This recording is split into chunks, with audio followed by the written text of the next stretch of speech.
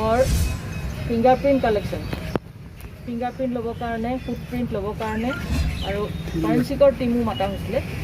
এই যিবিলাক চেম্পলছ আছে, চেম্পল কালেকশ্যনৰ কাৰণে, যাতে আমাৰ ইনভেষ্টিগেশ্যনটো ভালদৰে হয় আৰু আমি সফলতাৰে প্ৰচিকিউশ্যনটো দিব পাৰোঁ। কাৰণ অকল ইনভেষ্টিগেশ্যন কৰি মানুহক এৰেষ্ট কৰি পঠালেই নহ'ব, যাতে তেওঁলোকৰ সফলভাৱে আমি প্ৰচিকিউশ্যনটো কৰিব পাৰোঁ।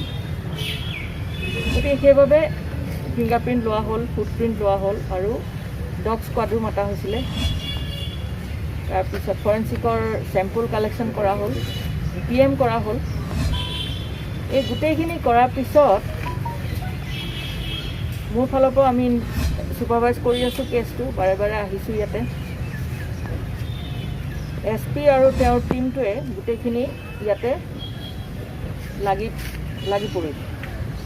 এটা স্পেচিয়েল ইনভেষ্টিগেশ্যন টীম গঠন কৰি দিয়া হ'ল। ইয়াতে অকল SP বুলিয়ে নহয়, SP তেওঁ এডিশ্যনেল SP আছে, DSP বৰ্ডাৰ আছে, SDPO আছে, OC2 আছে আৰু বিভিন্ন ইয়াৰে ছিনিয়ৰ অফিচাৰসকলক লগ লাগি তেওঁলোকে এটা টীম গঠন কৰি দিলে।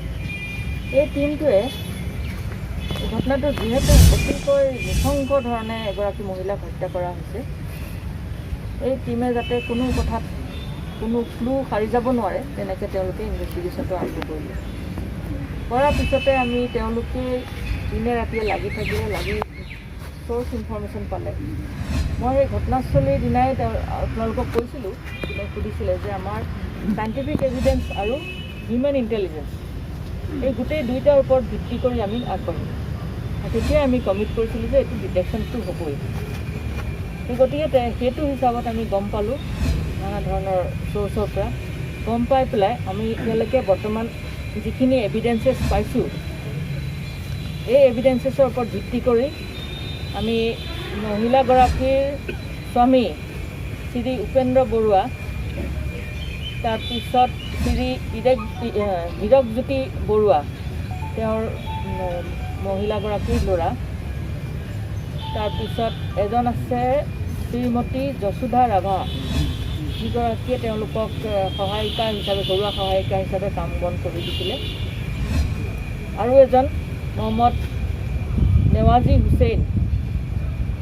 তেওঁলোকক আমি বহুতখিনি এভিডেঞ্চেছ পোৱাৰ পিছত তেওঁলোকক এৰেষ্ট কৰা হ'ল, কোৰ্টত হাজিৰ কৰা হ'ল আৰু কোৰ্টত এটা প্ৰেয়াৰ দিয়া হৈছিলে তেওঁলোকক ৰিমাণ্ডৰ কাৰণে। গতিকে তেওঁলোকৰ আমি 7 দিনৰ ৰিমাণ্ড পাইছোঁ ফৰ কাষ্টডিয়েল ইণ্টাৰগেশ্যন। কাৰণ আমি কেছটো আৰু বহুতখিনি আগবাঢ়িব লাগে, যাতে ইনভেষ্টিগেশ্যনটো ইয়াতে থমকি নৰয়, যে আমি এনেকুৱা ধৰিলোঁ বুলিয়ে যে আমাৰ কৰ্তব্য সেইটো একো নহয়। ইয়াৰ ওপৰত বহুতখিনি কথা আছে, যে আমি FSL ৰিপৰ্ট কালেক্ট কৰিব লাগিব, ফিংগাৰপ্ৰিণ্ট কালেক্ট কৰিব লাগিব, এইখিনিৰ ওপৰত চাইণ্টিফিক এভিডেঞ্চেছখিনি আমি মিলাব লাগিব। গোটেইখিনি যেতিয়া আমাৰ লাইনত আহি যাব, তেতিয়া আমি প্ৰচিকিউশ্যনটো সফল বুলি আমি ধৰিব পাৰিম, আৰু যাতে তেওঁলোকে কোনো আইনৰ সুৰুঙা লৈ পেলাই যাতে ভৱিষ্যতে হাৰি যাব নোৱাৰে, এনেকুৱা ধৰণে আমি কেছটো আগবাঢ়িব লাগিব। এই ক্ষেত্ৰত মই ডিষ্ট্ৰিক্ট পুলিচক অশেষ ধন্যবাদ জনাইছোঁ। Under the leadership of SP Ripul Das, তেওঁ খুব ক্ষিপ্ৰতাৰে আৰু নিজে থাকি, প্ৰত্যেকটো ষ্টেপত নিজে থাকি তেওঁ গোটেই টীমটো লগত লৈ কামখিনি কৰি গৈছে, আৰু কৰাৰ কাৰণে আজি সফলতাৰে আমি এইখিনি উলিয়াব পাৰিছোঁ। আৰু বাকী থকা যিখিনি আছে সেইখিনি আমি গোটেইখিনি আমি কৰি ল'ম বুলি আমাৰ দৃঢ় বিশ্বাস। এইখিনিতে মই এটা কথা ক'ব বিচাৰিছোঁ, যিহেতু এতিয়াও বস্তুটো আণ্ডাৰ ইনভেষ্টিগেশ্যন, গতিকে ইয়াতকৈ বিশেষ আৰু বেছি আমি আপোনালোকৰ আগত ক'ব নোৱাৰোঁ। কাৰণ ইয়াত এটা ইণ্টাৰেষ্ট আছে, প্ৰচিকিউশ্যনৰ ইণ্টাৰেষ্ট। প্ৰচিকিউশ্যনৰ ইণ্টাৰেষ্টৰ কাৰণে আমি এইটো কথা বৰ বেছি আপোনালোকক ক'ব নোৱাৰোঁ। কিন্তু এটা কথা সঠিক, যে আমি যিটো লাইনত আগবাঢ়ি গৈ আছোঁ সেইটোত আমি প্ৰচিকিউশ্যনটো সফলভাৱে আমি দিব পাৰিম। আৰু গোটেই সফলতাৰ মই ক্ৰেডিটটো আমাৰ SP ৰিপুল দাসক দিছোঁ আৰু তেওঁৰ টীমক দিছোঁ, যি টীমে অহৰ্নিশা এই ক'ভিড এনেকুৱা কামৰ উপৰিও তাৰ উপৰিও এইটো অতি গুৰুত্ব সহকাৰে লৈছে, লৈ পেলাই ক্ষিপ্ৰতাৰে এইখিনি বস্তু উলিয়াই দিছে। প্ৰথম কথা যেতিয়াই মহিলাগৰাকীক আমি যিটো কণ্ডিশ্যনত পাইছিলোঁ, মহিলাগৰাকী যেতিয়া মাৰ্ডাৰ হয় তেতিয়া মানুহে গম পায় যে এইটো বোধহয় ৰেপ হ'ব পাৰে নেকি। তাৰপিছতে দেখিছোঁ এচিডৰ জাতীয় বস্তুৰে মহিলাগৰাকীৰ মুখমণ্ডল সম্পূৰ্ণ নষ্ট কৰি পেলোৱা হৈছে। কিন্তু ইয়াতে এটা কথা মই কওঁ যে কিছুমান কথা ইন এডভান্স মানুহে কৈ দিয়ে। মোক প্ৰথমতে সুধিছিলে যেনেকুৱা অস্বাভাৱিক ধৰণে মাৰ্ডাৰ কৰিছে কিয়। মই কৈছোঁ মাৰ্ডাৰটো মাৰ্ডাৰ অস্বাভাৱিকেই, তাক স্বাভাৱিক হ'বই নোৱাৰে। তাৰপিছতো কিছুমান মিডিয়াত কৈছে যে এনেকুৱা ধৰ্ষণ কৰি হত্যা কৰা হৈছে, তেনেকৈ কৰিলে অলপ কিছুমানে এনেকুৱা ধৰণৰ নিজৰভাৱে ট্ৰায়েল কৰিছে, ট্ৰায়েল কৰি কিছুমান ফল্ছ ৰিপৰ্ট উলিয়াই দিছে, মিছলিডিং। কিন্তু এতিয়া কথা হ'ল আমি এটা টীম হৈ কাম কৰিছোঁ পুলিচৰ মানুহে, আৰু আমাৰ ছুপাৰভিজন বহুত কথা আছে, প্ৰত্যেকটো লেভেলত ছুপাৰভাইজ হয়। SP লেভেলত ছুপাৰভাইজ কৰিছে, মোৰ লেভেলত ছুপাৰভাইজ কৰিছোঁ, IGP লেভেলত ছুপাৰভাইজ কৰিছে। তাৰ উপৰিও আমাৰ বিভিন্ন ধৰণৰ ট্ৰেইনিংবিলাক আছে, CID দিয়া ট্ৰেইনিং বা আমাৰ ট্ৰেইনিঙৰ সময়ত যিখিনি পাইছোঁ ইনভেষ্টিগেশ্যনৰ ট্ৰেইনিং, সেই গোটেইখিনি মিলাই লৈ পেলাই আমি এইখিনি কামটো তেনেকৈহে আগবাঢ়ি কৰিম। গতিকে আমি পিঅ'ত ভিজিট কৰিয়ে ডেড বডিটো চাই পেলাই আপোনালোকক ক'ব নোৱাৰোঁ যে এইটো মাৰ্ডাৰ হৈছে বা এইটো মাৰ্ডাৰ হৈছে বুলি ক'বও পাৰিম, কিন্তু ৰেপ হৈছে বুলি আমি সঠিকভাৱে ক'ব নোৱাৰোঁ, ছাছপেক্ট কৰোঁ। গতিকে তেনেকুৱা ধৰণৰ কথা। আৰু যিহেতু এতিয়া আমি এটা দিশেৰে আগবাঢ়ি গৈ আছোঁ, মই সকলোকে এটা অনুৰোধ জনাইছোঁ যাতে আমাৰ যিখিনি এতিয়ালৈকে কৰিছোঁ তাত সফলতা পাইছোঁ, আৰু সফলতা পাবলৈ আৰু অলপ বাকী আছে, যাতে সকলোৱে আমাক সহযোগ কৰে। আৰু ইয়াতকৈ বেছি ইনভেষ্টিগেশ্যনৰ ভিতৰৰ কথাখিনি আমি ক'বলৈ অপৰাধ। মই SPক ক'ম তেখেতৰ ফালৰ পৰা দুটামান কথা ক'ব। কিবা সুধিব লগা আছিল নেকি? এইটো মই আপোনাক এতিয়াই নকওঁ যে এইটো ৰেপ হৈছে নে নাই হোৱা, কাৰণ এইটো প্ৰিলিমিনাৰী ইনভেষ্টিগেশ্যন চলি আছে, কিন্তু প্ৰিলিমিনাৰী ষ্টেজ। যেতিয়ালৈকে আমাৰ চাইণ্টিফিক ৰিপৰ্ট নাহে, scientific report includes PM report, FSL report, এইবিলাক ৰিপৰ্ট যেতিয়ালৈকে নাহে তেতিয়ালৈকে আমি এইটো কথা ক'ব নোৱাৰোঁ। আমি যেতিয়া চাৰ্জশ্বিট দাখিল কৰিম, মানে ফাইনেল প্ৰতিবেদন যেতিয়া আমি কোৰ্টত দাখিল কৰিম, তেতিয়াহে আমি এইটো 376 আহিব নে এইটো আমি উঠাই দিব লাগিব নে আৰু অন্য কিবা ছেকশ্যন এড কৰিম, তেতিয়া আহিব এইটো কথা। গতিকে ইনভেষ্টিগেশ্যনৰ পৰ্যায়ক্ৰমে যিখিনি বস্তু আমি কালেক্ট কৰি গৈ থাকিম, কেছ ডায়েৰীত লগাই গৈ থাকিম, তাৰ ওপৰত ভিত্তি কৰিব। আমি ভিতৰুৱা কথাটো বহুত বেছি ডিছক্ল'জ নকৰোঁ, কাৰণ কথা হ'ল কি একো চাইণ্টিফিক ৰিপৰ্ট নাহালৈকে আমিতো কৈ দিব নোৱাৰোঁ নহয়। মেডাম, যিটো মাৰ্ডাৰ হ'ল সেইটো স্কুলৰ ক্লাছৰুমত এতিয়াতো চাইন এণ্ড চিমটম দেখাৰ ফালৰ পৰা মানে ডেড বডিটো ক'ৰবাত মাৰ্ডাৰ কৰি পেলাই আমি ইয়াত থৈছে দুটা কথা হ'ব পাৰে, আৰু নহ'লে ইয়াতে মাৰ্ডাৰ কৰি। কিন্তু এতিয়ালৈকে যিখিনি ক্লু পাইছোঁ, আমি দেখিছোঁ ডেড বডিটো ক'ৰবাত মাৰ্ডাৰ কৰি ইয়াত অনা নাই, পিঅ'ত অনা নাই, কিন্তু পিঅ'তে বোধহয় মাৰ্ডাৰ কৰিছে। আৰু মানুহ জড়িত আছে নেকি মাৰ্ডাৰত? এইটো ইনভেষ্টিগেশ্যন চলি আছে আৰু ওলাবও পাৰে, মই না নকৰোঁ ইয়াতে, কাৰণ এইটো পৰ্যায়ক্ৰমে আগবাঢ়িব লাগিব, ওলাবও পাৰে। গতিকে SP আৰু তেওঁলোকৰ টীম যিটো লাগি আছে, কণ্টিনিউৱাছ লাগি আছে, তাৰ ফালৰ পৰা ডিষ্ট্ৰিক্ট পুলিচেতো যিটো ভাল কামটো কৰিছে, নিশ্চয় ওলাব। নিশ্চয় কালেক্ট হৈছে এভিডেঞ্চ, আৰু এভিডেঞ্চ কালেক্ট হৈছে, যিটোৰ ভিত্তিত আমি এতিয়া তেওঁলোকক এৰেষ্ট কৰিব পাৰিছোঁ। এতিয়া আপোনালোকক গোটেইখিনি কথা আমি ক'ব নোৱাৰোঁ, তো ইনভেষ্টিগেশ্যন পৰ্যায়ত আছেতো, এতিয়ালৈকে ক'ব নোৱাৰোঁ। আমি ইমানেই ক'ব পাৰোঁ যে sufficient evidences against these accused persons have been collected by the district police, not by any other agency, by the district police only. বাৰে বাৰে কৈ আছোঁ মই, ডিষ্ট্ৰিক্ট পুলিচে তেওঁলোকৰ টীমে এইখিনি sufficient evidences have been collected and noted in the case diary of the IO. So on the basis of those evidences collected in the case diary, these people were arrested. ইয়াৰ বাহিৰেও আমি এইটো কিন্তু সাফিচিয়েণ্ট evidence, আৰু এভিডেঞ্চেছ আছে, আৰু আছে আমাৰ কাম কৰিব লগা। ষ্টীলটো হ'লে কংক্ৰিট হ'ব বস্তুটো, তেতিয়া আৰু তাত কোনো মানে লোক হ'ব। এনে বাইদেউ কিবা আক্ৰোশৰ বলিৰ ফলত হোৱা বুলি ভাবে নেকি? কি এই ধৰণৰ কিবা এটা আহিব পাৰে নেকি? এতিয়া মৰম লাগিতো মাৰ্ডাৰ নকৰে, নিশ্চয় কিবা এটা আক্ৰোশ থাকিব। এই মটিভটো এটা আমাৰ পাৰ্ট অফ ইনভেষ্টিগেশ্যন। হয়, প্ৰথম কথা হ'ল মটিভটো কি? এগৰাকী মহিলাক মাৰ্ডাৰ কৰিবলৈ মটিভটো কি? কিবা পাৰ্চনেল এনিমিটি থাকিব লাগিব, নহ'লে তেওঁৰ আ অলংকাৰবিলাক নিব লাগে, আৰু নহ'লে ৰেপ হ'ব লাগে। তিনিটাই মটিভ নহয় জানো? কিবা পাৰ্চনেল এনিমিটি থাকিব পাৰে। গতিকে আমি তিনিটা বস্তু আমি চাই আছোঁ।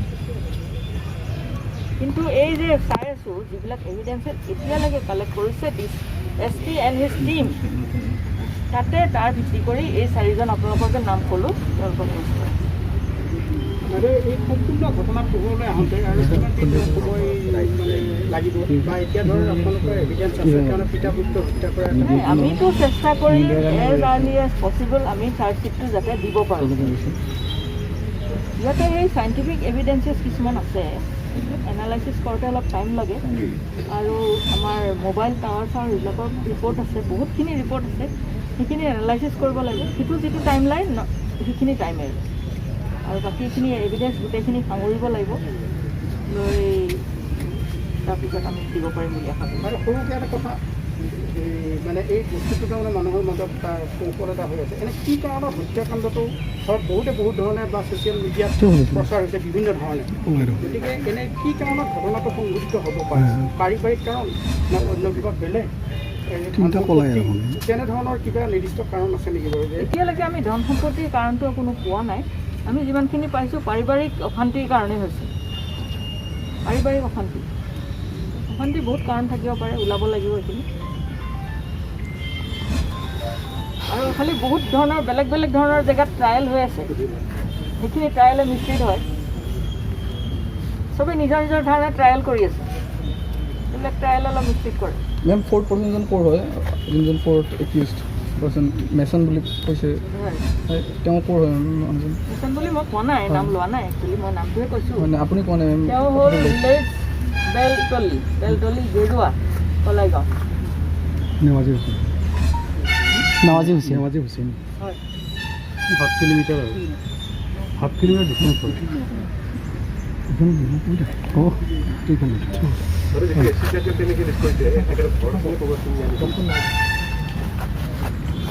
এইবিলাক ক'ব এতিয়া হোৱা নাই সময়, লিষ্টটো আলি ক'ব লাগিব। এচিডটো নিশ্চয় ক'ৰবাৰ পৰা প্ৰকিউৰ কৰিব লাগিব, বহুত চ'ৰ্চ আছে এচিড কালেক্ট কৰিব পৰা, সেইখিনিয়ে কথা।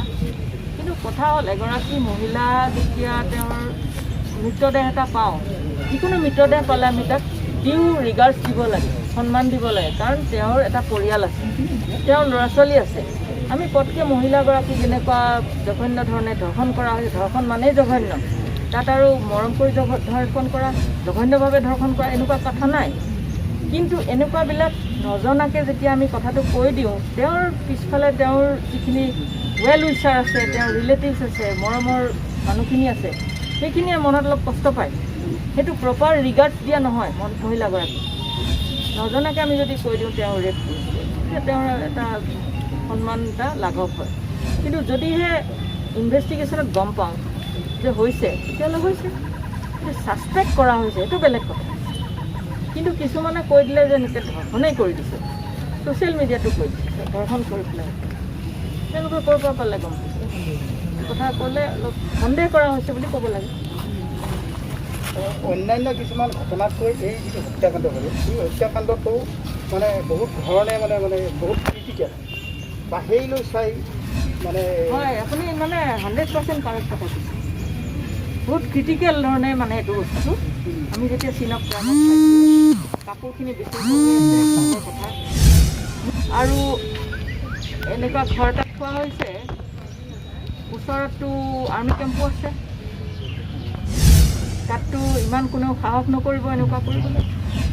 এনেকুৱা ধৰণৰ বহুতখিনি কথা, মিছলিডিং কথা কিছুমান, যিটো আমাক মিছগাইড কৰিব খুজিছে। কিন্তু পুলিচৰ চাকৰিটো আৰুতো আমি এনেই, কাৰণ আমাক বহুত ট্ৰেইনিং দিছে, CID ট্ৰেইনিং দিছে, আমাৰ বেলেগ ইনষ্টিটিউটে ট্ৰেইনিং দিছে, FSL দিছে, CBI ট্ৰেইনিং দিছে। তাৰ ভিত্তি কৰি আমাৰ গোটেইখিনি মানুহে এইবিলাক কৰি আমি ওলাইছোঁ। গতিকে গতিকে এনেকুৱাবিলাক কৰিলে ভৱিষ্যতে যদি ক্ৰিমিনেলছবিলাকে যাতে অলপ গম পায়, সেইটো কৰি লাভ নহ'ব। গতিকে সেইটো আপুনি ঠিকেই কৈছে যে অলপ ক্ৰিটিকেল চিনাৰিঅ' এটা কৰি দিছে, যে এচিটো ঢালিলে, ৰেপ হোৱা নিচিনাও কৰি থৈছে অলপ, কিন্তু কোনো তাত ভাইলেঞ্চৰ চিন নাই। যিটো ভাইলেঞ্চৰ চিন থাকিব লাগে বা ডেড বডি এটা চুচুৰাই আনিলে যিটো চিন থাকিব লাগে, সিমানখিনিতো আপোনালোকেও দেখিছে, তাতে বহুতে দেখিছে, চবে দেখিছে। তাৰপৰা পুখুৰীৰ পাৰত চেণ্ডেলযোৰ আছে, যাতে প্ৰথমতে আমি SDRF লগাই পেলাই পুখুৰীটো চাৰ্চ কৰিলোঁ, কিজানি তাতেই চুইচাইড কৰিলে নেকি বা মৰিলে নেকি, প্ৰথম যেতিয়া মিচিং হৈছিল। ডেড বডিটো য'ত উদ্ধাৰিছে ততেই মাৰ্ডাৰটো হৈছে নেকি বাইদেউ? আমাৰ এতিয়ালৈকেতো আমি সেইখিনিয়ে ভাবিছোঁ, এতিয়ালৈকে যিখিনি এভিডেঞ্চেছ পাইছোঁ সেইটোৱে ভাবিছোঁ আমি, যে তাতেই কৰিছে কামটো।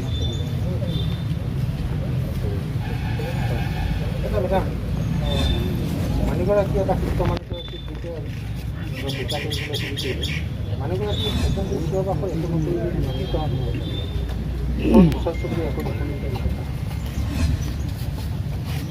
কিয় নকৰিলে সেইটো আৰু ওলাব পিছত, কিন্তু কথা হ'ল